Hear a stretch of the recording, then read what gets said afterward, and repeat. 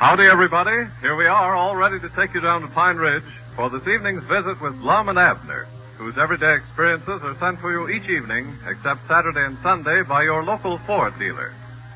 You have asked, is the new Ford V8 economical to drive? Tonight, your Ford dealer answers that question. Answers you with the strongest official proof possible to obtain.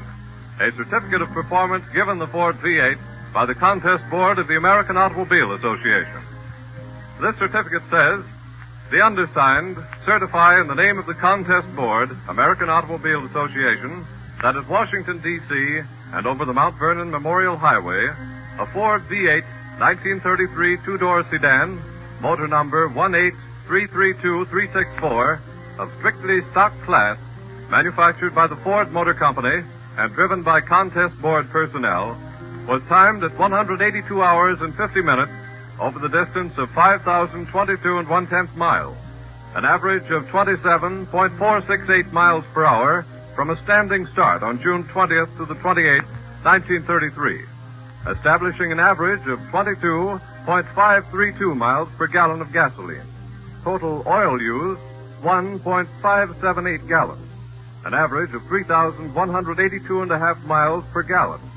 Total gasoline used, 222.89 gallons, an average of 22.532 miles per gallon.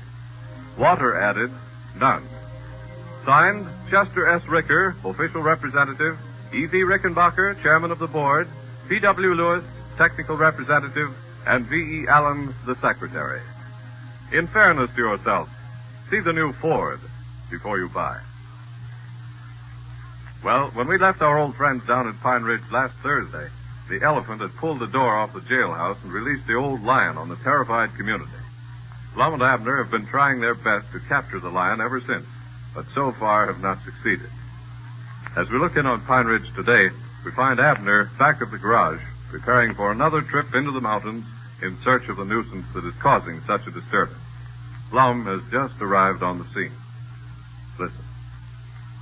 Abner, what in the name of common sense are you up to now? Well, I'm getting things all ready to go on that lion hunt tonight, Lum. Well, you're not aiming on taking this elephant, are you? Why, sure. Who ever heard of hunting lions with an elephant? Well, now, that's what that book says. What book? Why, that one right there. Dick Huddleston gave it to me to read. Tells all about lion hunting. I see it. Now, what we better do is get some dogs to hunt that lion with. No, according to that book there, Lum, they don't use dogs.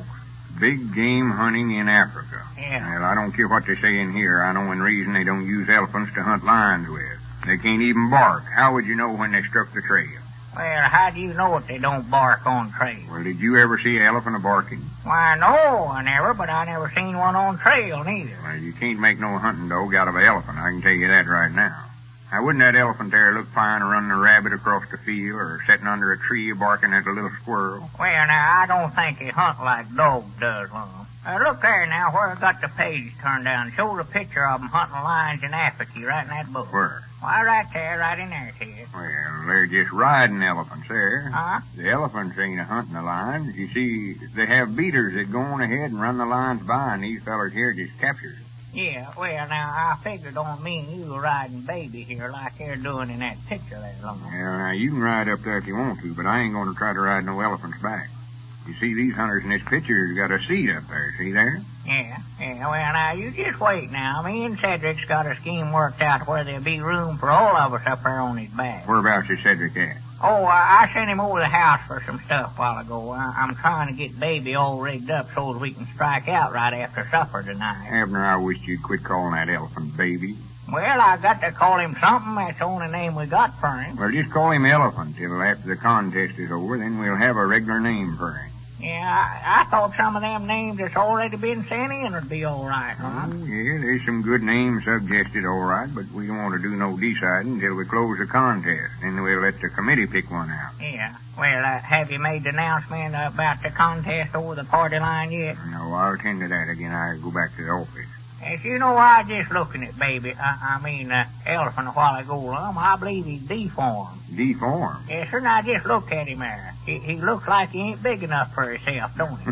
Ain't big enough for himself? No. What you talking about? Well, his skin don't fit him very good. It's way yonder too big for him. Oh, well, he just ain't growed to it yet. He ain't more than half growed, you know. You know, well, what do they do? Just give him a skin that's big enough for a growed elephant and then let him grow to it? I don't know, Abner. This is the first experience I've ever had with elephants. They just ain't built for style. They run more for comfort. Yeah. Well, there ain't much shape to them, I'll say that. Now, just look at them legs. They just might lie straight up and down. Looks like his legs just run down the ground and stops all of a sudden like he's bogged up in the mud or something, don't he? Yeah, they're funny-built critters. I'd hate to... Wait a minute. Yonder comes Dick Huddleston driving up in front. Yeah, I'll have to get back in the office. Dan went out to deliver a new car a while ago. Yeah, you just go ahead and talk to Dick, Lum. I'll finish up getting ready for this line, huh? Well, we'll try your way one more time, Abner, but if we don't catch this line tonight, we'll get some dogs and trail him down. I know we will catch him tonight, all right. Just wait till you see what old me and Cedric's got rigged up. This book here has learned me all about line hunting. Well, you needn't count on me riding that elephant. I'll tell you that right now. Well, howdy, Dick. How are you today? Well, howdy, Lum. Wife said you telephoned you want to see me about something. Yeah, I'm glad you come over, Dick. Come on in the office. I'll explain it to you. What's Abner doing back there? Oh, he's rigging up the elephant, getting ready to go hunt that lion again tonight. Haven't located him yet, huh? No, we can find plenty of places where he's been, but we can't seem to find where he's at. Go ahead in. Well, thanks, Lum. I've been hearing a lot of complaints about that lion, too. Yeah, and so have we. Granny's trying her best to locate him. Well, he's got the whole community scared to death. They're just afraid to go out after dark, afraid he'll jump out of the bushes after him or something. Yeah, well, he wouldn't bother nobody. Couldn't hurt him if he wanted to. He ain't got a tooth in his head. Sit down, sit down. Yeah, thanks, Lum. Well, I know, of course, he ain't got no teeth, but it's just the idea of a lion being turned loose in the community is what's scaring him. When he starts that roaring, why, you can hear him for miles. Believe me, now, the folks around here ain't venturing out after night. Oh, folks has been calling up here making complaints about it, and I told them we was doing all we could to catch him. Yeah. There ain't a thing for him to be scared of. As the sea trunk was telling me that him and his whole family slept in the storm cellar last night. Well, I do know. Feared of old toothless lion. I slept right in my house. Don't catch me staying all night in no storm cellar. Just locked all the doors and windows and went right on off to sleep. It's a little warm, a little close to all the windows down, but that's a heap better than a storm cellar. Yeah, you're scared just like all the rest of them. No, I ain't. You might as well admit it. No, sir. I thought sure we caught him Saturday night over there on Old Piney Mountain. Yeah. Yeah, Abner had one of them coal mining lights that they fasten on their caps when they're down in the mines. Oh, yeah, it's on carbide light. There he had one of them fastened on his hat, trying to shine the lion's eyes like Uncle Henry Lunsford used to hunt deer of a night. Yeah. Well, we walked up on this critter the other night, and there's two big eyes a staring. Was it the lion? No, but we thought it was. What was it? Well, I don't like to say, Dick. We couldn't tell, of course. All we could see was the eyes till we got right up on Well, it. what was it, Lum? You won't josh us about it, will you? No, of course not. What was it? Well, sir, it was that wild steer, Luther Phillips. When Abner shined that light in his eyes, he taken in after us and put us up a tree, and our grannies we had to stay there till daylight Sunday morning. Well, that ain't no way to hunt lions anyway. I found that. Shine them with the light that way. I gave Abner a book on how to hunt big game in Africa. Yeah, I know. Get some pointers out of that that'll help you catch it. Yeah, I think you just done that to have some fun out of Abner. Why, no, it's a good book. Our grannies, he's got it in his head now. He's a big game hunter. Getting that poor elephant all rigged up for a big lion hunt tonight. I do know. Say, what was it you wanted to see me about, Lum? I've got to get on back to work. Oh, me and Abner is putting on a sort of a contest to get a name for the elephant, and where'd you get the idea to put on a contest? Well, you know when I telephoned Sister Simpson the other day down there at your store to see if she could think up a good name for the elephant? Yeah, I remember now, yeah. Well, there must have been a lot of folks listening in on the party line, for we've got a whole batch of letters here, names, different ones they sent in. Yeah. Yeah, that's what give us the idea to turn it into a regular contest and give a prize for the best name sent in. Mm-hmm. What kind of a prize you ain't gonna give him? Why, me and Abner decided to give the person that sends in the best name for the elephant a new Ford radio for their car. Well, say, that's a nice prize, all right. Yeah. But suppose that somebody wins it, Lum, doesn't have a Ford. Well, these Ford radios will fit any car, you know. Oh, they will. Sure. Well, that's all right, then. Well, now, where do I come in on? Well, we wanted you and Grandpappy Spears and Doc Cook to be the judges to pick out the best name for the elephant. Oh, no, now, Lum, I'd rather not get No, now, there ain't no way out of this, Dick. I ain't asking you. I'm just telling you. You're one of the committee. Well, Me and Abner or Dan Davis can't do it on account of being connected with the garage here, you know. no. Well, if you've done decided it, Lum, well, I guess I'll have to serve. Well, I've done decided it all right. Now, I'll call up the folks on the party line and tell them about the contest. Yeah, I'm just afraid you're getting me in for a lot of work, Lum. That's what you're doing. Now, don't tell the folks on the party line that I'm one of the judges. No, I ain't. Wait a minute. Everybody's listening in now. Howdy, everybody. This is the Pine Ridge Motor Company broadcasting over the Party Line Networks. Lum Edwards, president, and left vice president doing the talking. I got an extra special announcement to make today.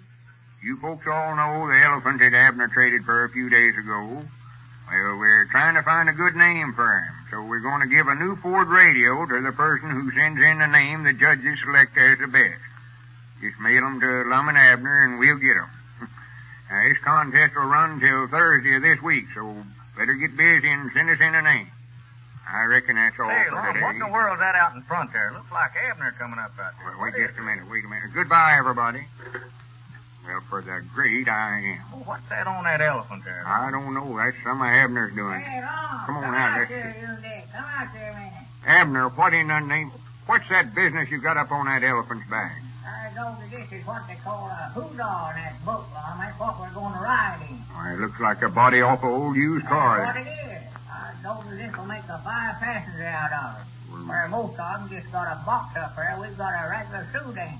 If that elephant don't look fine with that body off that used car up on him there, Abner. Where in the world did you get that outfit you got on there? Undoubtedly, you don't aim to This wear is a a big get-up. game hunter's outfit, Lum. Why, you've got enough junk there to start a second-hand What's store. that, a dishpan upside down there that you're wearing for a hat, Abner? Look at them short pants and them boots. Now, if you don't look a sight... Look at the guns we've got here, Lum. Me and you's going right up here in the front seat, and Cedric's going to beat the line out of the brush. I know that we'll show them how big game hunting ought to be did. Granny's Dick, I knowed it was a mistake to ever give that book on how to hunt big game to Abner. He ain't got a lick of sense. Well, anyway, don't forget if you have a name to suggest for the elephant, send it to Lum and Abner in care of your station. You may be the winner of that Ford radio.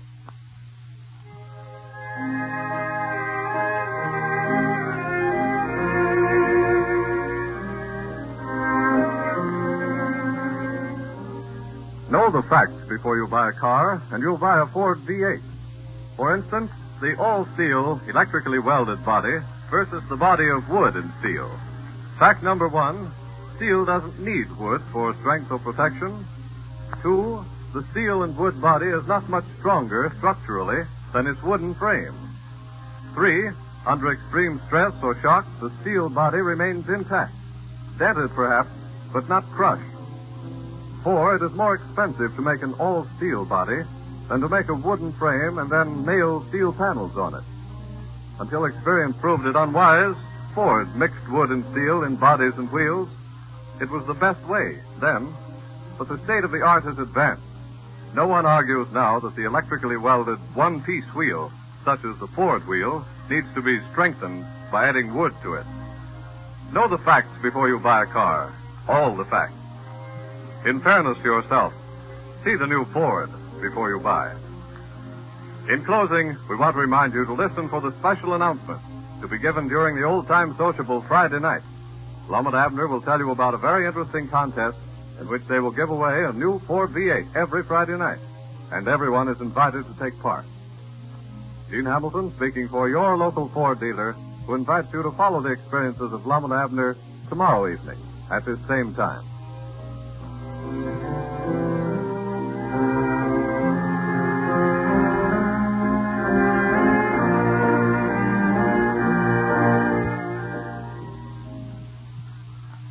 This is the National Broadcasting Company.